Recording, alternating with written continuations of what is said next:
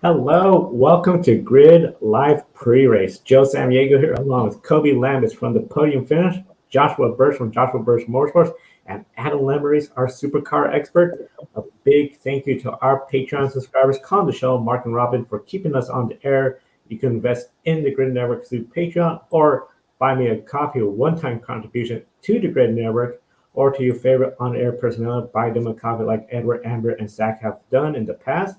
And folks, we got a lot of racing to talk about. NASCAR, INDYCAR, SRX, pick a winner at the end of the show, but we'll start at the beginning of the show with Formula E. And very rarely do we get to talk about Formula E after qualifying. We get to today because Formula E, they're in the United States, New York City for the New York E-Prix. And one of the big things is qualifying is in the books, and it looks like it's going to be for an exciting race overall because what we're seeing is Edward Mortara, the points leader. He did not make it into the elimination round. So what we have is essentially Nick Cassidy stealing the pole from Stoffel Vandoorne, who's second in the points. Eduardo Mortara, he is starting way back in ninth place. Mortara has an 11-point lead entering this race weekend, but with Vandoorne, he's right now in second place. So if he was to go improve one position, that's 25 points he could claim. Where Edward Mortara, if he finished 10th, that's 1 point only. So he has to pick up some positions. Starting with you, Joshua. Can Mortara leave with the lead in the points, or is Vandoorne in prime position to leave with the points lead? I think Van Dorn's in a very good position after that qualifying as well. He got through the tricky part, the wet part of qualifying, got into the duels. The track had dried out by the time he faced Cassidy in the final. To only be 8,000ths of a second off of Cassidy's time, Cassidy a 108.980, Van Dorn a 108.988. That's pretty much the identical time. So Van Dorn has the inside line to turn one. He can send it up the inside. I'm predicting he's going to have the lead as well by the end of the first lap. He is 14 points back from Mortara in the championship. Mortara starts ninth. It's going to be a big throw up in the air what's going to happen. But I'm thinking across here, we're going to see Van Dorn really take charge. And with two races, I think today's going to make progress, and tomorrow he'll further that progress as well for a good position going into London. Yeah, I'll agree with you, Josh. I think Stoffel Vandoorne right now, he's starting alongside Nick Cassidy on the front row in New York City. And I think once we get into turn one, Stoffel Vandoorne is in a good shot to take the lead over from Nick Cassidy. And I think Stoffel Vandoorne is going to leave today's race with the points lead. He is strong. He's been strong all season long. And I think, and I won't say if Stoffel Vandoorne does win or not, but to me, Stoffel Vandoorne it is either going to win or be somewhere on the podium in race one in New York City. And you bring up a good point. He's been running strong all year long. I feel he's really minimized mistakes like in years past in Formula E, Stoffel Vandoorne, running smart races, finishing the podium finish. Even if he's third place, that is 15 points. So that means Eduardo Mortara, that lead is gone, depending on where he finished. So it's going to be really interesting. I think the fans are really going to enjoy it. And unfortunately for the fans, uncertainty about this race next year. This is the lone stop in the United States for Formula E. We have seen the schedule for next year, but right now, New York City's not on that list. No place in the United States is on that list. This race is being broadcasted on CBS network television for the masses.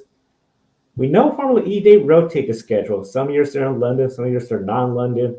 Monaco some years, Monaco not in some years. But for New York City, it seems like a big significant absence. This is one of the biggest cities, lots of tourists coming into this, a huge market. And to bypass it seems very significant. Adam, starting with you, do you anticipate New York City or at least another American racetrack in the Formula E calendar next season?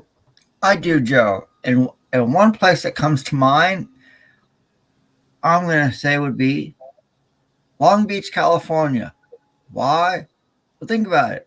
Long Beach has had a history of IndyCar running there, and before that, it was Formula 5000. Formula E could use the same track that the Indy cars run on. You know, the Long Beach Grand Prix has had so much success in its history. You think back to the names that have won there at IndyCar. You think back to you think back to names like Mario Andretti has won there. His son Michael Andretti has won there. Al Unser Jr. was known as the King of the Beach for a long time in IndyCar. So I could see Long Beach, being being one place. Maybe use the F1 track in Miami, or maybe even go to Dallas, Texas. F1 used to race there around the track based at Reunion Arena. So there's a lot of possibilities. We could see Formula E here in the United States next year, and hopefully years after that. I've been hearing there's a couple of holes on the calendar as well, that they're trying to maybe use the same track that IndyCar are going to next year for Detroit as well. So that's a good option if you want to have a Formula E series in America. I think Detroit would be a good fit. Downtown circuit. Detroit, of course, was historically Motor City, isn't it, as well? And there's a lot of popularity there for cars, and maybe to go there and reinvent it with electric energy, that seems to be something that's quite good. So Detroit's a possibility. Long Beach, yeah, going back there. We had 2 races at Long Beach on a very modified circuit. That wasn't all that good, and that's why they quietly dropped it. But the fans were packing in there as well. I would love, as you say, Adam, a proper good race on a full Long Beach circuit. I think the car's now Gen 3. They can handle it. I'd love it. Let's go there and do that. Other places, Road America, that's an option. I think that'd be quite good. Road Atlanta is an option as well. That could be quite an exciting race. It's short enough to make it work. And Mid-Ohio, I think that would be quite a good one for Formula E as well. But we need to have somewhere in America. It's too big of a market for Formula E to just drop. And I think also we've had this problem where in a couple of weeks' time, London is there for Formula E, but their second race starts at 3:00 UK time, an hour in to the Formula One race in Hungary. They're going up head to head. That is a stupid decision because Formula E are going to lose in the TV viewings, not just in the UK, but globally. Formula One is bigger than Formula E. Formula E, I'm really hoping they change their start time so that it is at 4:30 UK time, which is about half an hour out of the scheduled end of F1, so that everyone gets to view it. It's perfect viewing. But they're not going to do that, which means I'm not going to see London Race 2, and half the world probably isn't going to see London Race 2 because everyone will be watching the Formula 1. It seems like Formula E at the moment is in a very slow, painful death. And I hate to say that because I love the series, but I don't see Formula E continuing in the next 2 seasons unless they do something drastically to change its image. And they need to go for legacy circuits. And right now they're not doing that. I can give and take New York if you give us a Road America, Road Atlanta, Long Beach, Mid-Ohio type circuit. Yeah, that's why I just don't understand too. I understand some of the rotation, especially some of the stops, but New York City is a big one. London, Germany has been around all season long. I just feel like the energy from Formula E this season just seems to be a little bit missing overall. And now that there's Extreme E, we know the leadership that's running Extreme E also runs Formula E. I do have to agree. I feel like this is sort of a big mistake to drop the United States market, especially when you have to deal with CBS. Why would CBS be interested in showing another race on the network if it's not even the United States? It's going to be really interesting to see what Formula E does.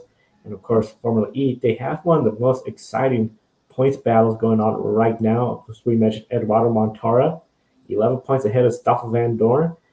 Mortara, he has a nice place starting position, but compare him to Mitch Evans and John-Eric Vergne, which are 4th and 3rd in the points respectively.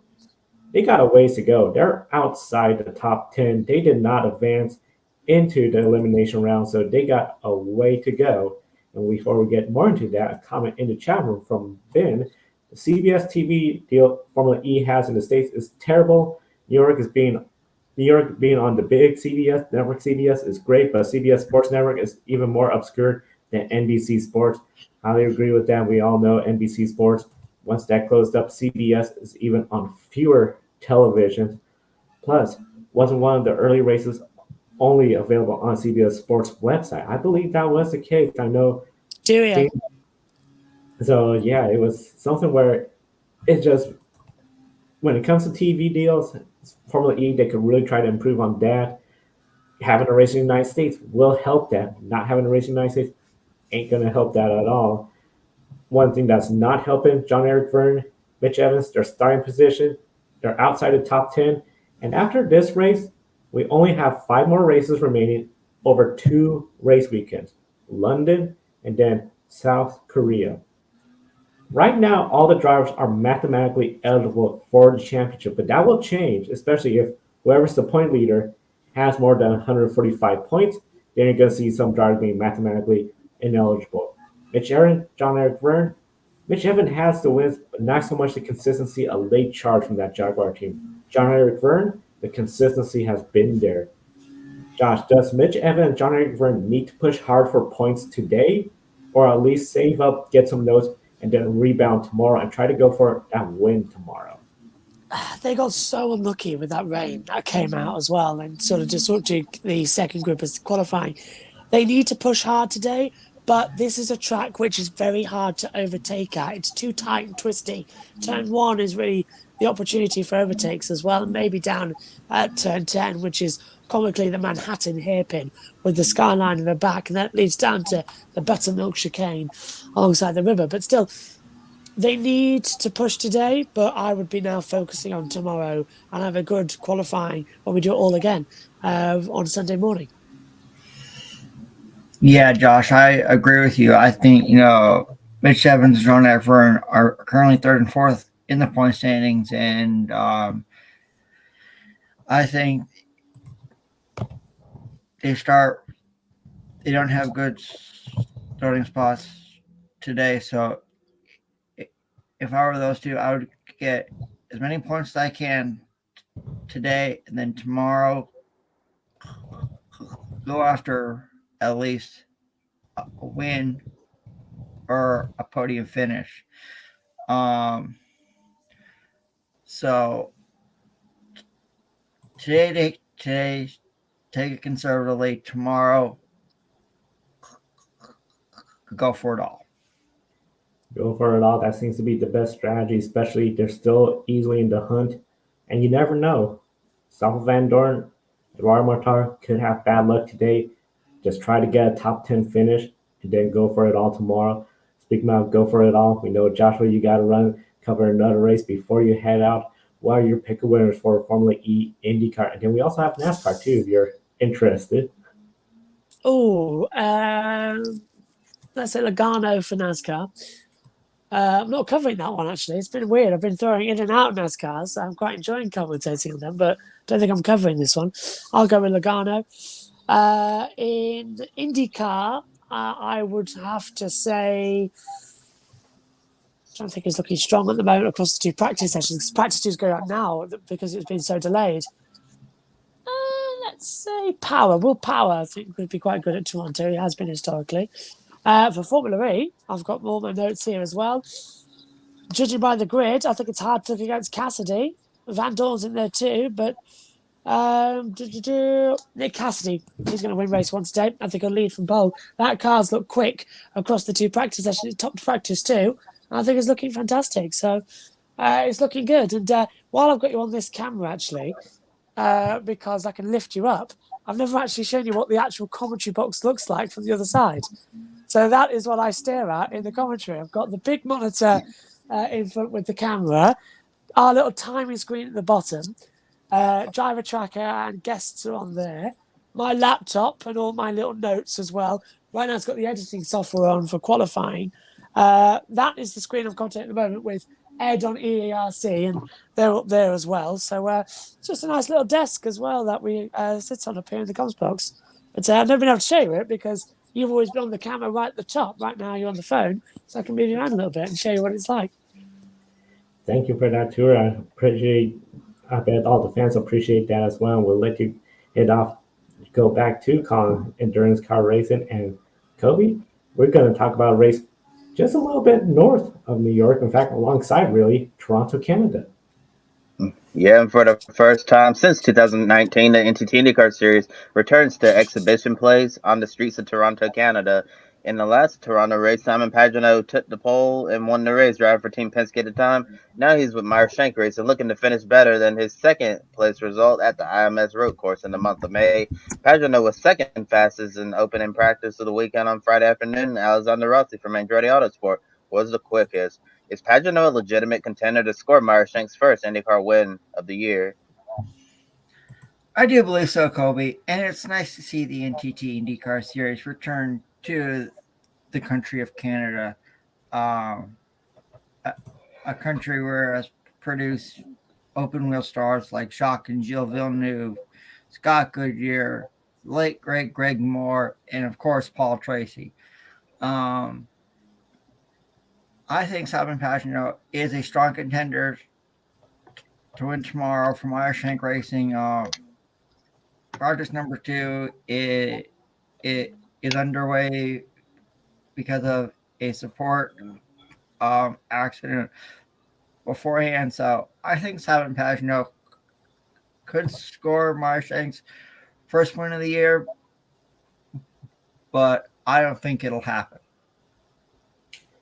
When it comes to Marshank Racing and Simon Pagenaud, I think they just seem to be a little bit off. I don't anticipate a win coming this weekend. I think we're going to see Penske's. They're going to be up towards the front when it comes time to qualify. Along with them, McLaren, particularly Pato Award, Felix Roscoe has been getting better. I see those drivers being contended for the pole.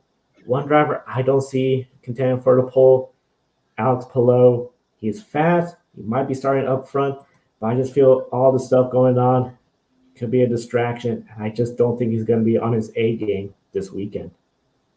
Yeah, and looking at the bottom of the practice sheet right now, in practice two that's ongoing, so have about 10 minutes to go in practice.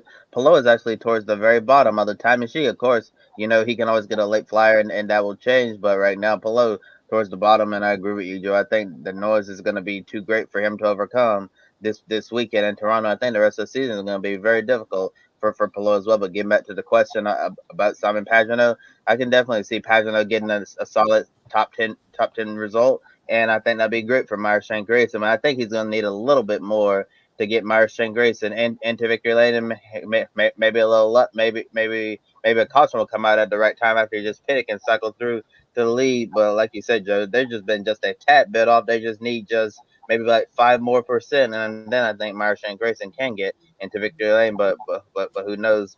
Pagenaud is really fast in the lone Friday practice session, and he's looking strong again in second practice. So maybe Simon Pagenaud can have a great run this weekend in Toronto. And as expected, we just talked about it. And the talk of the town is Alex Palou. Lots of questions and concerns how he'll be able to put his contract dispute between the two teams fighting for his services to the side and remain focused to keep his number 10 Chip Ganassi racing Honda in the championship hunt. Palou believes the Ganassi McLaren drama won't be a major distraction, but his teammate Scott Dixon definitely has a lot to say. When asked by the media about Palou's handling of the situation, Dixon surprisingly criticized Palou by saying, if you want a 100% example of how not to go about things, this is it. He emphasized the importance of honesty and loyalty in this business, adding how you handle each situation can change how people feel about you in the IndyCar paddock or see changes in level of respect. Is it surprising that Dixon spoke this way about his own teammate? And does it signal Palou, despite being the most recent IndyCar champion, has lost respect among his peers? It's a bit surprising to see Scott Dixon talk this way, but let's be honest. I think Alex Palou, as you said, he has lost respect amongst his peers, and it really has to hurt for the Chip Ganassi team. He came into the team last year. He was under the wing of Scott Dixon, Jimmy Johnson. When he won the race at Portland in the post-race news conference, he there said he leaned on Scott Dixon for advice. Jimmy Johnson on how to handle the pressure to be in a championship battle. And it seemed like he really just ran away with it and went for a better opportunity and handled this mess really poorly. Not only do I think he just lost the respect of his peers in Chip Ganassi racing, I do think this signals a loss of respect in the entire paddock. We've seen some fans critical of how is IndyCar going to just be the unofficial feeder system for drivers to go up to F1. We can't. It wouldn't be healthy for a series if your defending champion, your new champion, just steps up to F1. It's exciting. We all remember when Jack Villeneuve won the championship, went to F1. Alex Zanardi went to F1, but you lose that big name for IndyCar. I think this is something where, along with Alex Palou, people are questioning about McLaren's true intent in IndyCar. Is McLaren seeing this as we want to race here champions, or is this just sort of a way to say we have some of the best drivers in the world and we can put them wherever we need to, whether that's Formula E, IndyCar? I think a lot of people will be excited. Oh, yeah, we could have a potential Formula E driver or F1 driver in IndyCar. But is it just a stop for 1 or 2 years of holding place until something bigger or better or the contract ends? Or is this just something where somebody, because Alex Palou, remember, a lot of folks knows his story. He wanted to be in IndyCar since he was a young child. If he goes to F1, you got to say, the opportunity to race in F1, especially for McLaren, that's something you can't turn down. Could have Alex Palou have handled this a lot better? Yes, because it really seems like not only is he losing the respect from his peers, I think the paddock is starting to look at him as like, because he was known as this mild-mannered, respectful guy. Now it's just a lot of questions. Is he really just in this, get an F1 and leave this all behind? And it would just be really unfortunate because, as you said on Wednesday, Kobe, Palou seemed like to be the next Scott Dixon. He has the mannerism, the professionalism, the driving talent. And if we lose him to F1, McLaren doesn't have a good car. We may not see him up in the front, and that's a star loss for the IndyCar series. Yeah, Joe, I completely agree with everything that you said. I think Alex Palou right now has lost respect from a lot of people in the IndyCar paddock after what transpired on Tuesday. And I thought Scott Dixon would be with his teammate, stand up for him. Unfortunately, that didn't happen.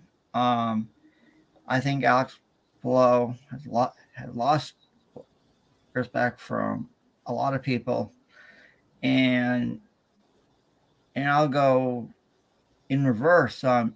Think about what Nigel Mansell did. Nigel Mansell won the F1 title, retired, and what did he do?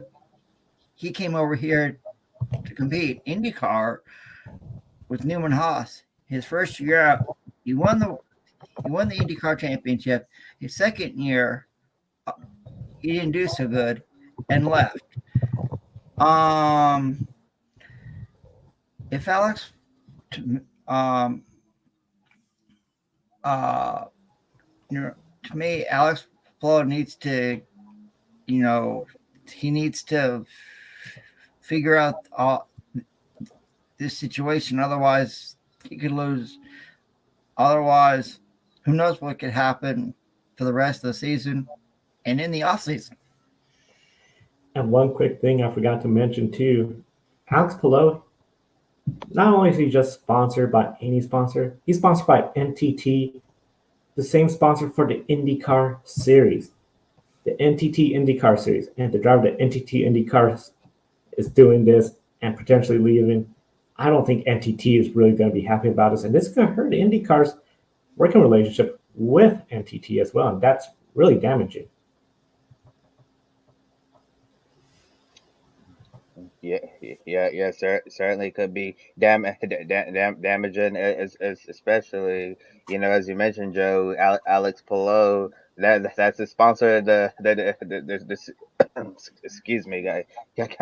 My throat is a little dry here, but overall, getting back to the question itself, Scott Dixon, I was very surprised to see him talk this way because Scott Dixon is typically the guy who'll stay out of this type of stuff. And it was funny how Dixon was saying that I don't really have much to say. I don't understand what's going on, but still, he decided to get that in there. And when you have an elder statesman in the series like Scott Dixon saying something like that, I think it really speaks volumes. As someone who's won 6 IndyCar championships, has been there, done that, one of the most respected names in the series is talking out that way. I think it's definitely sends a signal to all of us that he's probably not the only one who feels that way. There's probably multiple people in the IndyCar paddock who feels like Alex Palou has handled this situation incorrectly. I know a lot of IndyCar fans want to see drivers who are committed to being in IndyCar, and I think they'd understand, if an IndyCar driver got an opportunity to go to Formula One,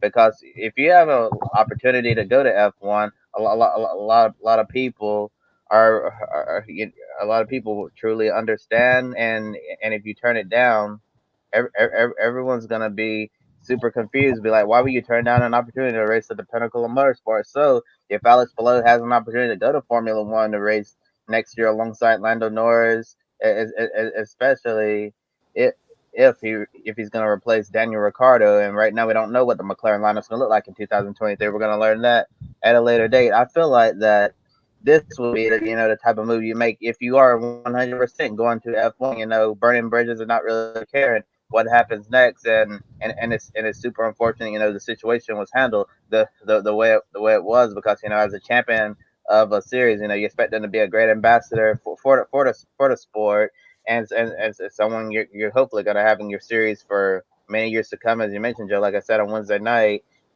everybody said Alex Palou is just like Scott Dixon. They said he behaves just like Dixon, and showing the same things that Scott Dixon has shown over the years. And a lot of people felt like Palou could really be one of the big faces of IndyCar, for like the next decade or so. And now we don't know, and people may accuse him, of just using IndyCar to get to Formula One and not really caring about the series in general. Real unfortunate thing, and we'll have to see what the future holds for Alex Palou. And as you said on Wednesday night, the battle for Palou between Ganassi and McLaren, it may end up in a courtroom soon. And with 25 drivers in it for the 85 lap Honda Indy Toronto race weekend, there are 4 past winners in the field. Will Power and Scott Dixon tied for 3 wins, 2 for Joseph Newgarden, and 1 for Simon Pagenaud, the most recent race winner in 2019. Will there be a 5th different Toronto winner or a repeat winner? I think there's going to be a different winner once the checkered flag falls on Sunday, and the second practice has just ended up. So I'll give everyone the top 5. And first was Colton Herta for Andretti Autosport. Second was Marcus Ericsson for Chip Ganassi Racing. Third was Will Power for Team Penske. Fourth was his teammate Scott McLaughlin. And fifth was the rookie Christian Lundgaard. So I think we will see a different winner this weekend in Toronto, Canada. So if you can't watch on Peacock, be sure to watch our colleague Josh's watch along on Sunday afternoon. I think that's a perfect example of why there could be a 5th winner. I mean, only Will Power is on that list from fastest, but of course, qualifying is where it's going to matter the most. Colton Herta has the potential to easily win this. He controlled Long Beach, but has seen race wins slip away from his hands. That's why I'm a bit hesitant to go with him. Marcus Ericsson, he has potential to be there, especially if he's up front. He needs to be up front, clean air. If there's any driver that I think that could get a repeat win, most likely it'll be Will Power, Joseph Newgarden. They have to show up in qualifying to prove that. And Scott Dixon, he's just not exactly having the year he usually does. He's quiet, but he has been putting out the performances that are championship caliber. So overall, I do agree with Adam. There's going to be a different winner, but I would not just count out Will Power or Joseph Newgarden, but they need a good, strong qualifying effort. I'm actually going to disagree with you guys. I'm going to say we're going to get a repeat winner on the list. I'm not going to give any heads up who I think it's going to be, but my pick of winners is either going to be Will Power, Scott Dixon, Joseph Newgarden, and Simon Pagenaud. So if you're in the chat room watching us today, Please try to guess in the chat room below which driver I'm gonna go with. But Joe, I agree with the point you brought up about Colton Herta. It seems like Colton Herta has a lot of talent. Obviously, McLaren F1 thinks so. To let him test the F1 car, and they said they were really pleased with this test session. A lot of people feel like Colton Herta could be one of the next American Formula One drivers on the grid in the future. And I think the biggest thing that's been hurting Colton Herta in IndyCar, if he goes to Formula One, this is going to be detrimental to him. Colton Herta is very inconsistent, but when Colton Herta can put together a race, from beginning to end, 100%, he's one of the best IndyCar drivers there is out there. Sometimes, he gives a little too much, oversteps the limit, and ends up crashing and causing an issue. So the inconsistencies, certainly a problem with Colton Herta. But at the end of second practice, Herta was the fastest, followed by Marcus Ericsson, Will Power, Scott McLaughlin, Kristen Lundgaard. So there you have Andretti, Ganassi, Penske, and Ray Hall, and then Scott Dixon's down in sixth. I think there is potential we could see a fifth different winner at Toronto, but I really believe that we're going to see one of the drivers who have won in the past get it done this weekend. Very likely to see a winner, whether it's repeat or not repeat. It's going to be a very exciting race at Toronto. And of course, Joshua Burst linked to his channel. There's everyone go subscribe. And if you can't watch it on Peacock. Now, one of the big things, along with, it's all Northeastern affair. We have New York City. We have Toronto. We're going to keep it up there with New Hampshire Motor Speedway, the Magic Mile, hosting its lone Cup Series race of the year. Now, the first time they've raced here, the Cup Series, 1993, then 1997, that's when they got 2 races a year. Unfortunately, one of the dates came from North Wilkesboro. Now New Hampshire Motor Speedway is back to 1 date, and it's sort of a race with less priority. Yes, just the lobster for the winner. A lot of people have been talking about that. But New Hampshire sort of falls behind the tracks when people talk about Nashville, Kansas. And it's very unique because it doesn't have the history like a Bristol, Darlington, Talladega, but it's older than Auto Club Speedway, Texas Motor Speedway, Kansas Motor Speedway, and it just seems like it always seems to be forgotten, or it's the one race some folks decide, well, I'm going to miss this race, take care of other things. And we know NASCAR's been shuffling the schedule, some potential big changes in 2024. Adam, do you believe New Hampshire Motor Speedway deserves to always have a spot in the Cup Series, despite not having the history like the tracks I mentioned, Darlington, Bristol, Talladega, and it is older than Texas Auto Club and Kansas? As someone who has gone to that track many, many times in the past since living in New Hampshire like I did for 13 years, I'm going to say yes. Why? Because I'll let the viewers know. When NASCAR decided to bring the Cup Series to New Hampshire Motor Speedway, back then called New Hampshire International Speedway, the tickets sold out within days. They couldn't believe that a Southern sport came to New England. And when you think of New England, you think of football with the Patriots. You think of baseball with the Red Sox.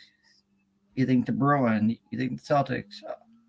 A lot of people don't think of motorsports, even though motorsports has been popular in New England thanks to all the local short tracks up there. You saw what the Camping World SRX series did pretty much Stafford Motor Speedway in Connecticut. The race sold out. So, some of the previous winners that have won on the Magic Mile, Jeff Burton, he led every lap there. Rusty Wallace, Ernie Irvin, Mark Martin. Even Martin Truex Jr.'s father won his only race when the ARCA Menard Series East was known as the NASCAR Busch Grand National North Series. So to me, I think it belongs on the schedule. There is a lot of history on the Magic Mile.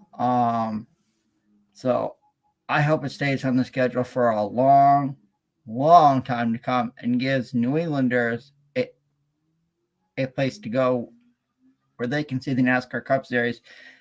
And you probably have people who are coming from Canada as well.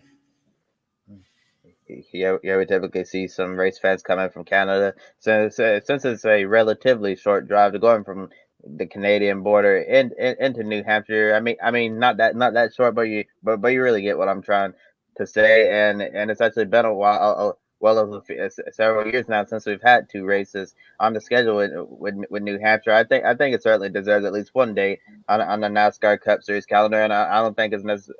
And looking at the history, I don't think it's necessarily fair to say, it doesn't really have the history, but it actually does have a lot of history. But mostly with the NASCAR Whelen Modified Tour, because when the modifieds come to New Hampshire, it's like the Daytona 500 to them. It's a big deal. If you run on the NASCAR Whelen Modified Tour, this is the one track you want to win at. This is their Daytona 500. This is their Indy 500. This is their Monaco Grand Prix. It's a big deal to get it done in the modifieds in the Northeast at New Hampshire Motor Speedway.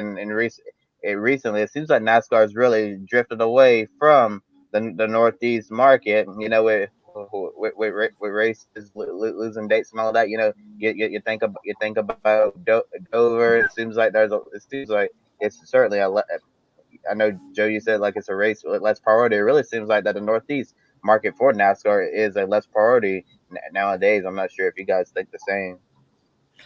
And I'll add this, Kobe. When the old when the and you mentioned, Kobe, when the modifieds go loud, it is like their Super Bowl. Why? Because it's the only track on the schedule that is a mile long. All the rest of them are short tracks.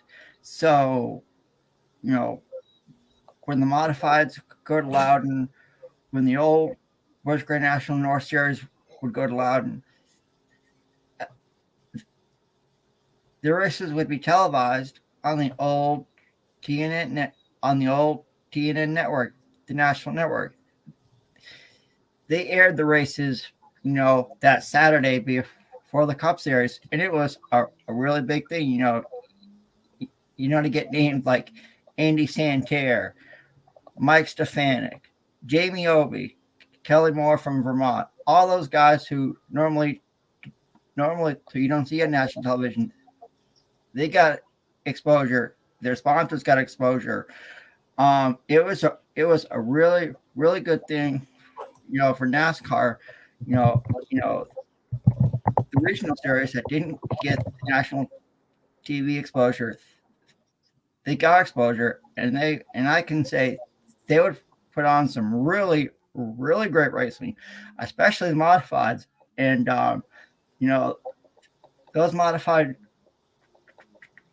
those modifieds always put on a really, really good show on the Magic Mile.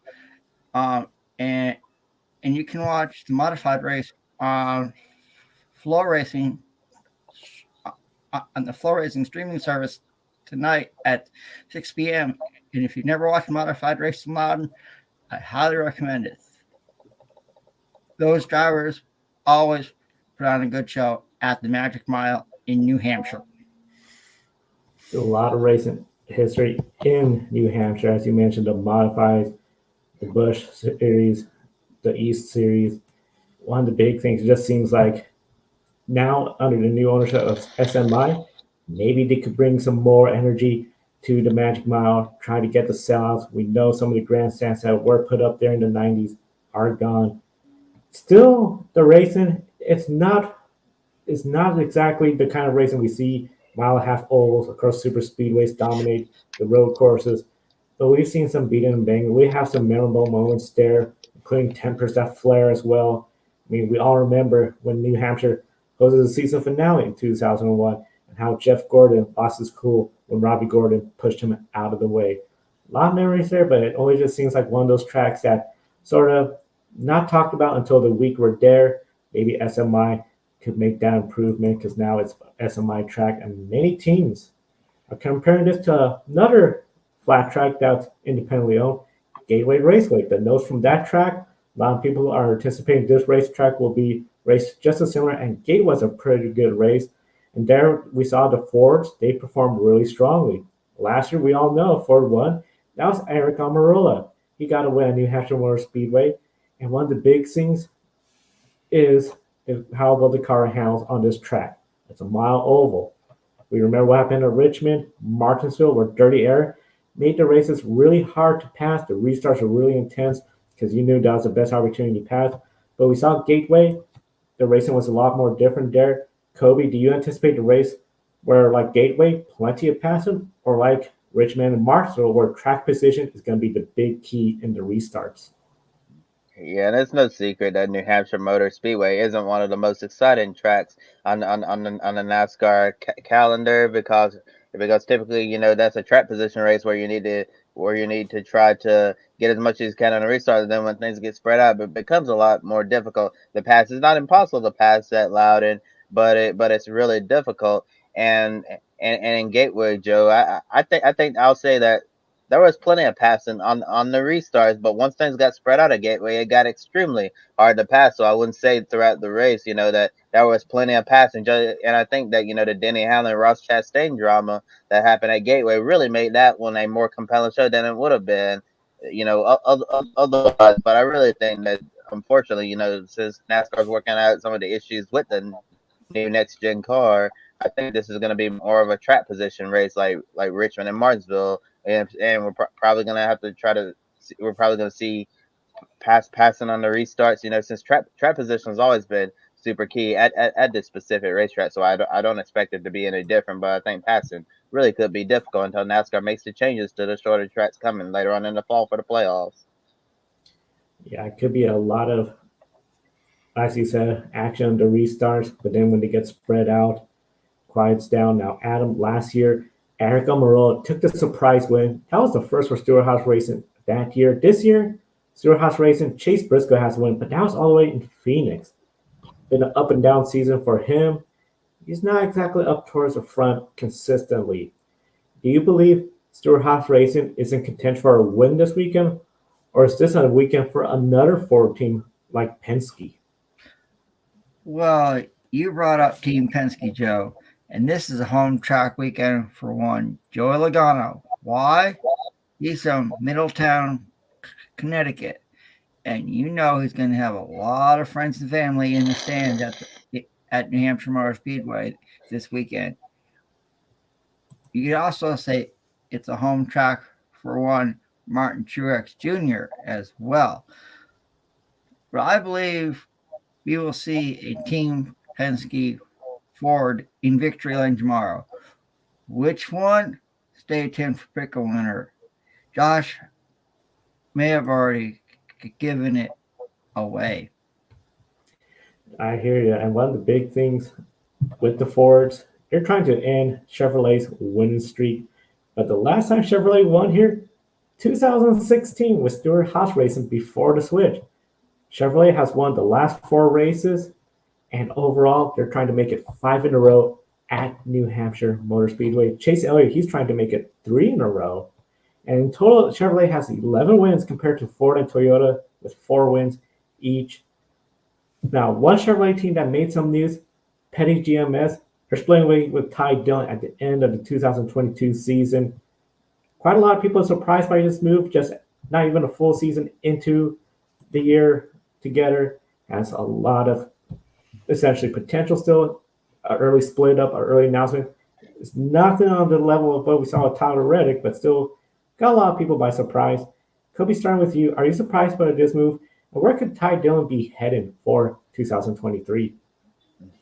And before I get into news about Ty Dillon, going back to the point you made about Chase Elliott and Chevrolet, Chevrolet's been on a roll lately. They won Sonoma with Daniel Suarez, Chase Elliott won in Nashville, Tyler Reddick at Road America, and then Chase Elliott last weekend at Atlanta. So Chevrolet is gonna be going for their 5th win and a row, and Chase Elliott trying to win his third race in the last five events. So Chevrolet and Chase Elliott, they're really rolling right now. And I can't say that I'm surprised by the move with Ty Dillon so far. And we know in motorsports, you're often compared to your teammate, and his teammate Eric Jones has been absolutely extracting the most he can out of that petty GMS Chevrolet. And Eric Jones has been, his performances have been more dazzling than Ty Dillon. Ty Dillon hasn't even come anywhere close to performing to the level of Eric Jones. So it's no surprise that petty GMS might want to make a move. Adam Stern from the Sports Business Journal recently said that Noah Gregson, the Xfinity driver, is the front runner to get that seat alongside Eric Jones next year at Petty GMS. Yeah, that could be a great opportunity for Noah to get some NASCAR Cup Series experience at a mid-pack team before trying to position themselves to move forward with a much more competitive team. So if Gregson gets a seat, that'd be great for his career. And as for Ty Dillon, I'm not really sure what the future holds for him. Could Ty Dillon possibly retire from driving and take more of a management role behind the scenes like his father, Mike Dillon? I could see that as a possibility. Maybe Ty Dillon, joining RCR from the business side, maybe stepping away from driving, maybe running part time or something like that. But I think at this point in his career, could possibly see Ty Dillon maybe run full time Xfinity again with what RCR has he done before, or maybe with an RCR affiliate like the car he's driving this weekend, the number 48 for Big Machine Racing, which is an RCR supported team. I could certainly see Ty Dillon headed to NASCAR Xfinity Series. Some people think that Richard Childress is going to put both of his grandsons and the Cup Series with Austin Dillon in the 3, and then Ty Dillon replacing Tyler Reddick in the 8. But I really don't see that happening where Richard Childress would put both of his grandsons at RCR. I'm not surprised by this move. Ty Dillon hasn't had a good 2022 at all, and you mentioned Kobe about his teammate Eric Jones. Eric Jones has done really good this year in the number 43 car, or number I believe it's the number 43 car. So number 42 car. Thank you, Joe, for correcting me on that. And where do I think Ty Dillon ends up next year? I think, and to me, I think he'll go back to the Xfinity Series, find a way to compete at RCR Racing, and get some more seat time. So we'll just have to see where Ty Dillon goes in 2023. I think he goes back to the Xfinity Series and competes at RCR. The entrance, see where Tyler ends up. As you mentioned, Kobe, not putting up the numbers like Eric Jones has, and a lot of people wondering what's going to happen. Will that be Noah Gregson? Petty GMS looking good overall this year. They're knocking on the door with a win through Eric Jones. If they could have both cars up there, that would be huge. And of course, the NASCAR Cup Series, following the conclusion of that race, we will be on the air with Grid Live wrap up on Sunday. Yeah, the NASCAR Cup Series race taking place tomorrow afternoon in the Northeast. But before that, we have to get to the SRX race, and we're entering the second to last race of the 2022 Camping World SRX Series season with last weekend's winner, the Nashville Fairgrounds, Bobby Labonte, leading the championship by 3 points over Marco Andretti. Ryan Newman is third in points, only 5 back. Tony Stewart's bad race in the Music City dropped him down to fourth in the standing, 31 points back. Everyone knows that Smokes had a very successful career racing on dirt. The final 2 races of the season take place on dirt track starting tonight at I-55 Raceway. Does Stewart have enough time to catch up, and will he likely need to sweep both heats and the main event tonight to have a legitimate shot at the title next Saturday night?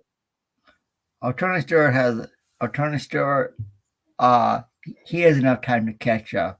And you mentioned Kobe, he's had a strong career running on dirt thanks to competing in the USAC Sprint Car Series, Silver Crown Series, Midget Series, and Sprint Cars. So, to me, Tony Stewart, he has enough time to catch up and win this title. And if he has a strong showing tonight and then next Saturday night at Sharon Speedway in Ohio, Smoke could win the SRX championship again. I think it is possible to do, even though Tony Stewart sits fourth in the points going into tonight. Yeah, and there's certainly a lot of points to play for in SRX between the two heats and the main event, so there's definitely plenty of time for Tony Stewart, to catch up and put himself in a position to try to win back-to-back SRX titles at the end of next Saturday night's race at Sharon Speedway. Yeah. So I don't think Tony Stewart's, I think he's certainly in it. He has to enter with a must-win mindset, but I don't necessarily think he needs to, sweep both heat races as well, or even win the main event. I think if he's on the podium in both heats and on the podium in the main event, I think that should be good enough, especially if some of especially if some of the other contenders for the SRX championship run into trouble, and given that this is a dirt track, probably going to happen at some point during tonight's race. And tonight, Marco Andretti could earn his third consecutive second place finish. He's been close to winning the last couple of weeks, but just hasn't been able to seal the deal yet. Last year, Andretti finished 7th and 4th in the dirt races at Knoxville and Eldora. What are the chances of Marco getting a third consecutive second place finish? Oh, it could happen, but I don't see it happening at all. Even though Marco Andretti raced in Knoxville and Eldora, this is a completely different short track compared to last year. And you have so many drivers who have competed on the dirt, like Tony Stewart and Ryan Newman are two contenders, that could be up there. So I don't see Marco Andretti having a third consecutive top second place finish tonight at I-55 Speedway in Missouri.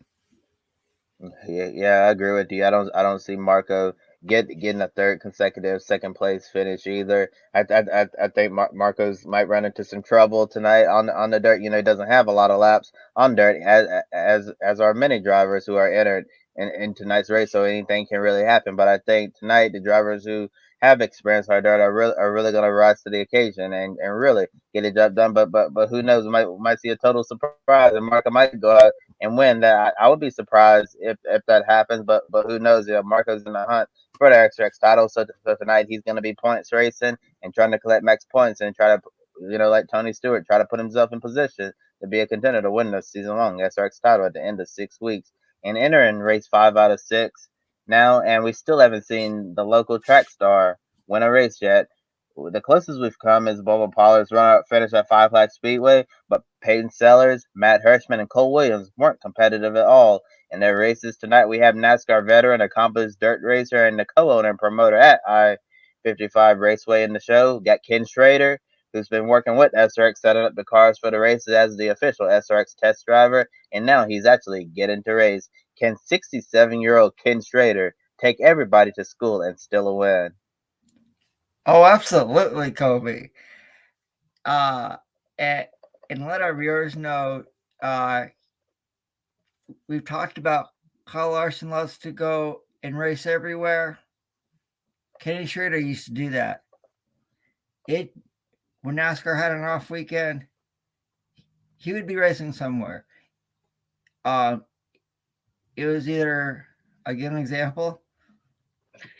Kenny Schrader one time competed at a Camping World Truck Series event at Heartland Park in Topeka, Kansas. I believe the day before he ran an American Speed Association, ASA, which was a Midwestern-based stock car series. He ran that race the day before. Kenny Schrader used to love to compete everywhere in all types of cars. It didn't matter. In fact, Kenny Schrader got his start competing in sprint cars in the 70s. So all the viewers out there, if you've never seen Kenny Schrader race in your life, watch this race tonight, because to me, Kenny Schrader has a good shot to knock off all these motorsports veterans and become the first local track star to win tonight. To me, Kenny Schrader, he could just go out and do it.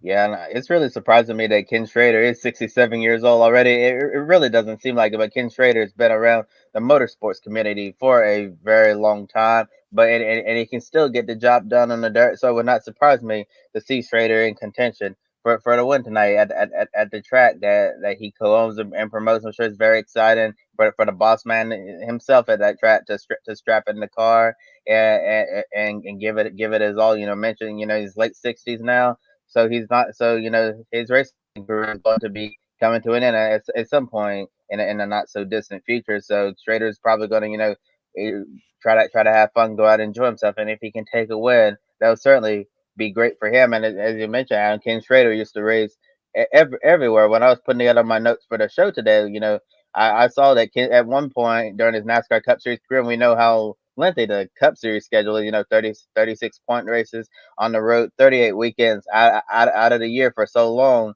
I read a stat that Ken Schrader, at one point during his full time Cup career, raced over 100 times. Yes, raced over 100 times during a year, and that's really crazy.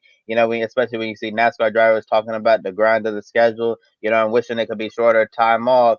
Ken Schrader's running 36 points races in the Cup Series, and and then on other days of the week he's racing somewhere else. Just always in the car at all times. I can't imagine what it would be, what it's like, to race over 100 times in a year. So Ken Schrader certainly he's had a real special career, and tonight Schrader's going to try to add another win to his column. And this Kenny Schrader is, to me, he's an accomplished motorsports driver, raced all over the United States, raced in Canada. So Kenny Schrader is truly a motorsports driver. He loved to compete on off weekends, when the Cup Series wasn't running at all. And now it's time for everybody's favorite portion of the show, pick a winner. And we take a look at our updated leaderboard to the left of me and use the hashtag pick a winner on social media to see if you will crack our top 10. That being said, it's time that we all made our picks. First up, Formula E is in New York City this weekend for a double hitter, and the race gets going in just a couple hours time. So that being said, I'll start with you, Joe. Who wins race 1 this afternoon and race 2 tomorrow in NYC?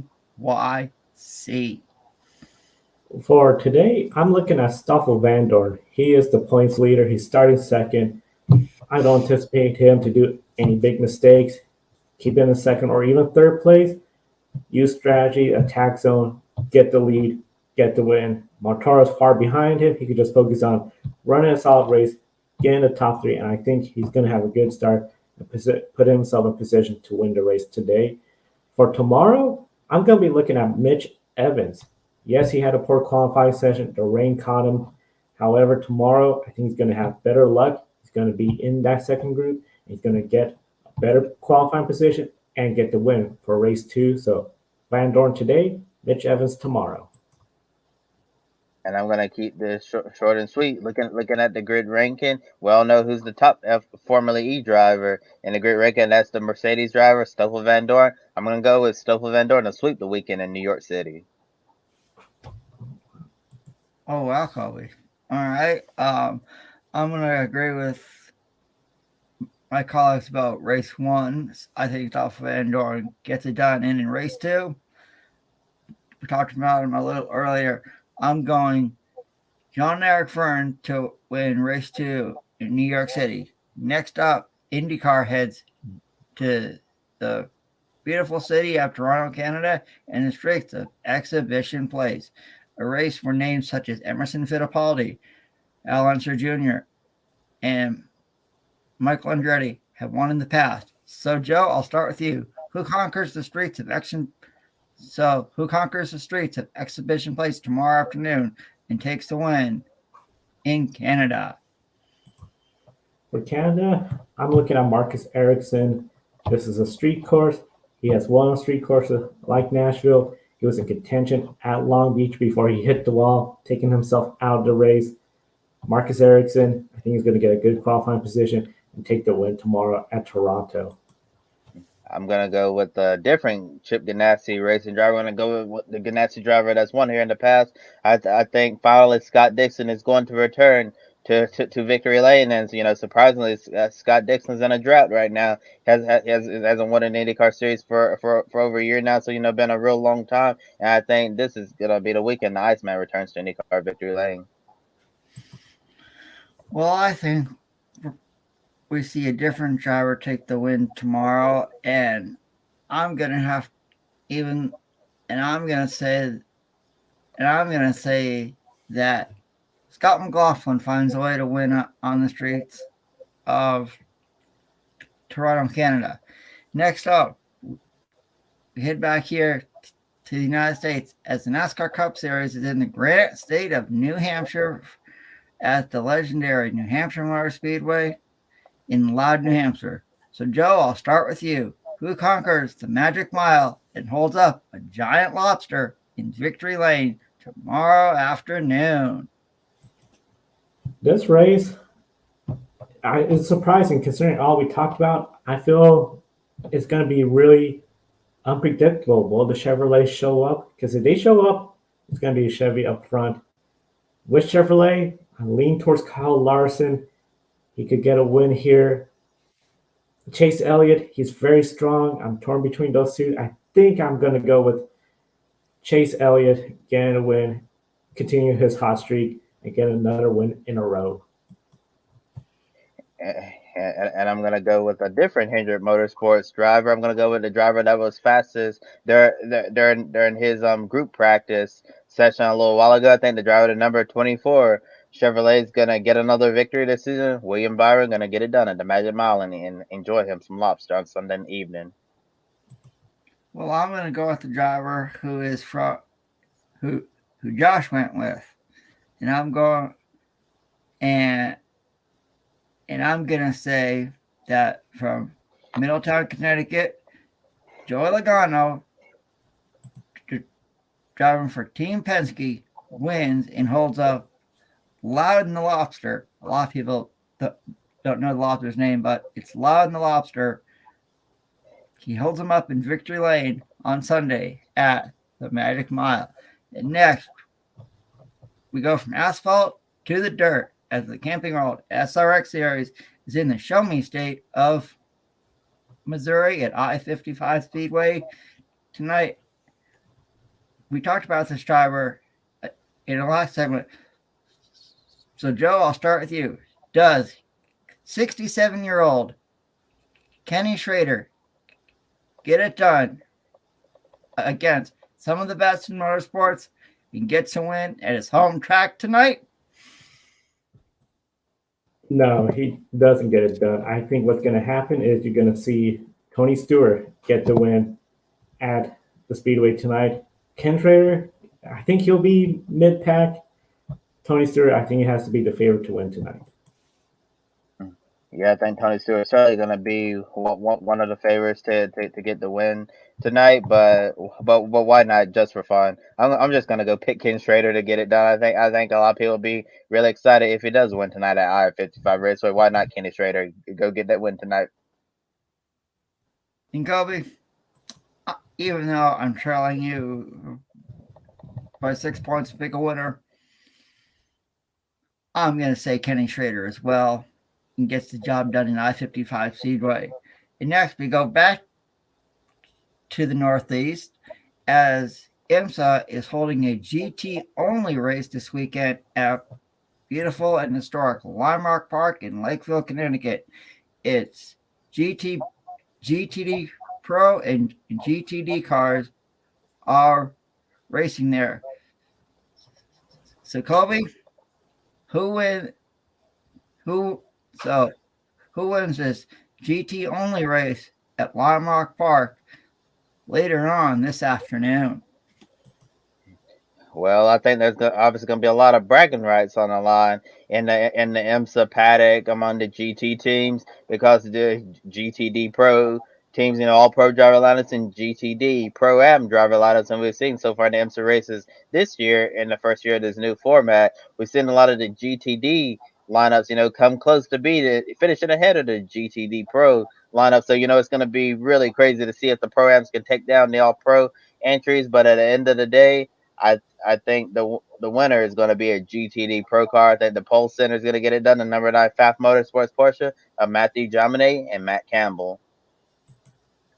And I'm going to have to agree with you on that. I think number 9 Pfaff Motorsports Porsche does get it done at this historic track in Connecticut, a true American road racing track. And now, with that being said, I'll throw it back over to Joe as he does the closing for this edition of the pre-race show.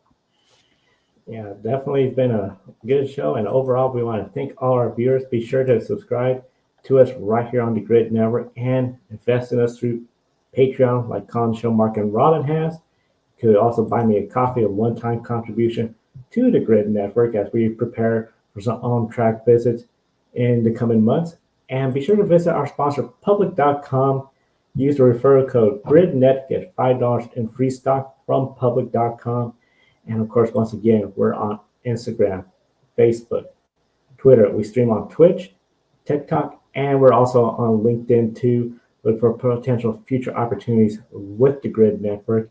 And of course, tomorrow we'll be on the air again for Grid Life Wrap-Up. Approximately 90 minutes following the NASCAR race. We'll have Ben Schneider with us as well too. I encourage everyone to visit the links to Ben Schneider and Joshua Birch on our YouTube page. For Adam Lemeries and Kobe Landis from the Podium Finish, I'm Joe Santiago. Thank you for watching today's program. We'll see you next time. Don't be an anonymous investor. Join the stock market social media platform, Public.com. Invest any amount of money and share with friends and new friends. Discover new opportunities, such as new companies and potential business partners, and useful tools for beginners, and share your experience with friends on Public.com. Link in the video description gets you $5 for being a Grid Network viewer. Use the referral code GRIDNET for your free $5 to invest. Start investing and networking on Public.com.